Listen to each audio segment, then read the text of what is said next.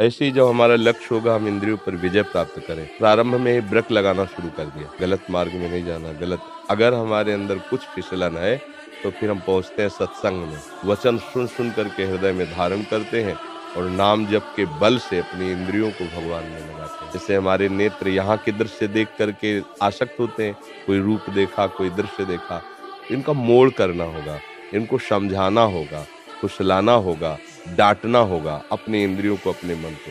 नहीं बहुत देख लिया, बहुत कर लिया, अब इधर चलना है। भगवान का आश्रय है तो जितेंद्रिय होने में कोई देर नहीं लगेगी। नाम जप करो, गंदे आचरणों से मन को हटाने की कोशिश करो, हटा तो प्रभु देंगे। कोई क्षण ऐसा नहीं जहाँ भगवान न हो, पर छुपा छुपी का खेल खेल रहे, पर्दा लगा के उनको उनकी लीला सुनाओ, उनका नाम जप करो तो पर्दा हटा देंगे। फिर नेत्र मूंदे या खुले रहे उसे कोई फर्क नहीं पड़ता। हर समय भगवान के सानिध्य का अनुभव भक्त को होता है। इतना विचित्र आदमी कि अपने गुरुजी तक नहीं झुको। रावण के गुरुजी कौन थे? शंकर जी। तो रावण इतना विचित्र कि जब शंकर जी के पास, गुरुजी के पास एक बार गया तो कैलाश पर्वत को ही उठा लिया। तो किसी ने पूछा कि तुम ये क्या कर रहे हो, कैलाश पर्वत को सिर पर क्यों रखे हो? रावण बोला प्रणाम कर रहे हैं। बोले किसको? बोले गुरुजी को। बोले इसमें गुरुजी कहाँ है? बोले कैलाश पर्वत पर ही तो हमारे शंकर जी बैठा, तो हमने सीधो कैलाश ही पर्वत धर लो, प्रणाम कर रहे हैं। तो किसी ने रावण से पूछा प्रणाम ऐसे थोड़ी किया जाता है? देखो बोले हमें झुकना नहीं आता, इसलिए हमने गुरुजी को ही सिर पर रख लिया। और रावण इतना अकड़ा आदमी था, झुका नहीं कभी जिंदगी में, सिर काट दिए पर झुकाया नहीं। गुरुजी के चरणों में सिर काट कर चढ़ा दिए पर सिर को झुकाया नहीं। और जैसे ही कैलाश पर्वत को उठाया सो लगो कैलाश पर्वत डोल गए।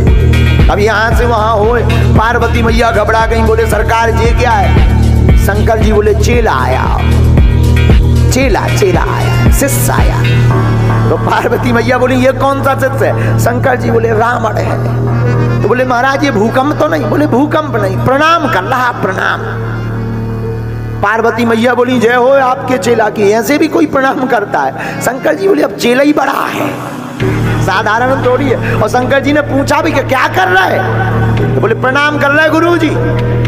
बोले भाई प्रणाम कर रहे तो चरणन में गिरो चाहिए। अरे बोले अब आपके चरणों पूरा शरीर ही कैलाश पर्वत पे धरो, हमने उसी को सिर पर रख लिया। शंकर जी भी बोले धन्य। बाद में जब कैलाश पर्वत को रखा तब गोस्वामी जी ने फिर निरूपण किया विद्यावान गुणयति चातुर। गोस्वामी तुलसीदास जी समझ गए कि ये विद्वान है, हनुमान जी विद्यावान है। विद्यावान गुणयति चातुर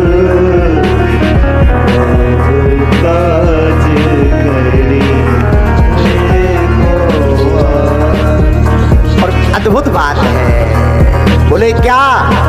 बोले शिष्य गुरु के चरणों पर गिरता है।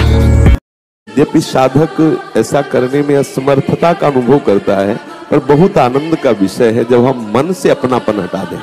जैसे मन में होता ना कि मेरा मन किसी विषय में गया, तो हम कहते तो जरूर है कि मेरा मन विषय में गया, लेकिन सीधे हम उसे अपना मान लेते हैं। तदात्म भाव होने पर लगता है मैं विषय में गया।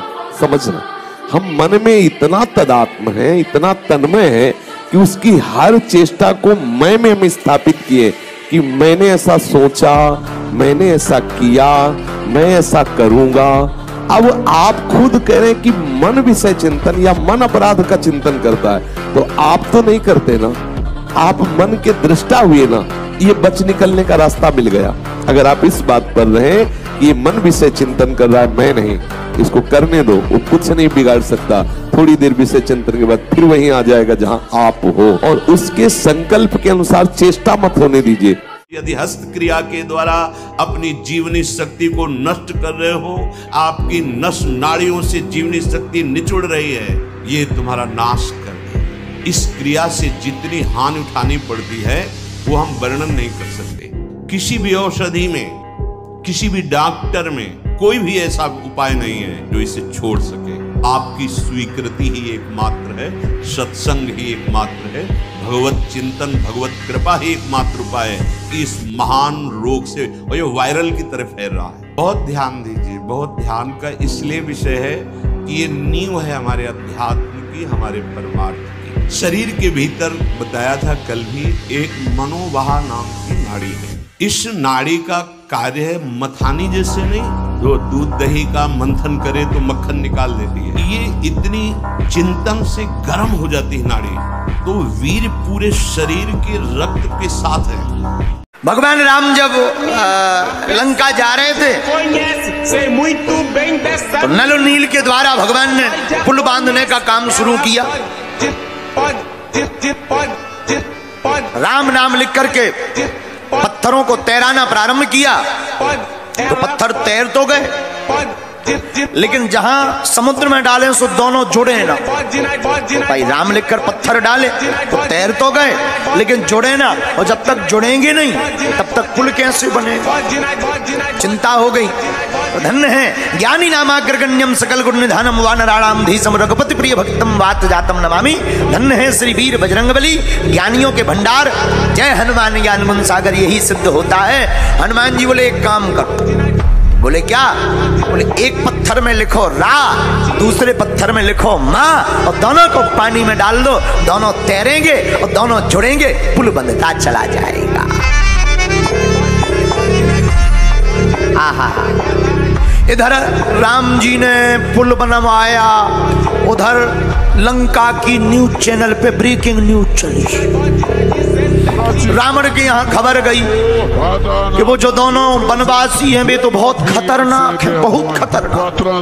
कहा क्यों? अरे बोले वो तो इतनी जादू जानते हैं कि पानी पे पत्थर तैरा। तो पूरी प्रजा, रावण की जितने राक्षस थे सब रावण के सामने हाथ जोड़ के खड़े हुए। रावण बोले आज कौन सा त्योहार है? प्रजा बोली त्योहार नहीं है, हम पार्टी छोड़ रहे हैं।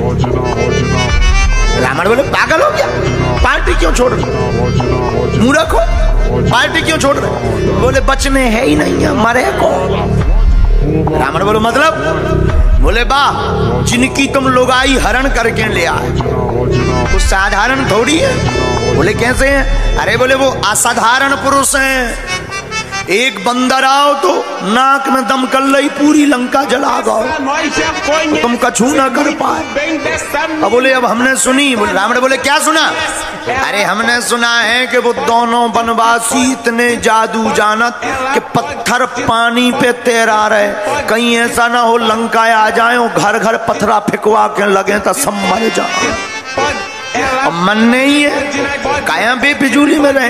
हमारे महाराज बाल बच्चे हैं, तुम रहो 10 आनन, हम नहीं रुकने वाले, क्योंकि तुम्हारे तो हैं 10 आनन, इसलिए लोग तुम्हें कहते 10 आनन। हमारे तो है एक ही आनन।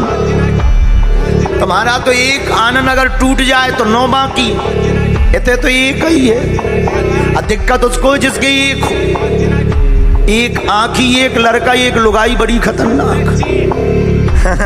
ये विनोद की बात है, इसका मतलब तुम लोग गलत अर्थ मत निकालना। बोलो सीताराम, जोर से बोलो। प्रजा बोली कि हम नहीं रहेंगे, अब हम जा रहे हैं, हम जा रहे हैं। कहाँ जा रहे हैं? राम जी की तरफ।